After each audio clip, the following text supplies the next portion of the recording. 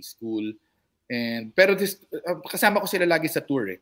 So, wow, lucky. I never leave the country without my whole family. With your whole family?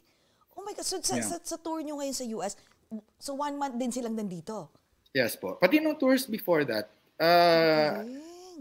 I hate traveling kasi without them eh. So that was the condition. Actually, magaling yung producer namin kasi yung producer namin yung friend ko din. Sila din yung producer namin since day one when it comes to the US tours. And alam niya na ayoko talaga nag-US tour because I'd rather stay home. Tapos, ang magaling, dumiretso sa wife ko. Sabi niya, gusto niyo mag-US tour, sama natin yung pamilya. Ang galing. So sinabi sa akin, may US tour tayo, kasama sila lahat. And if they want to go, syempre, okay, sige.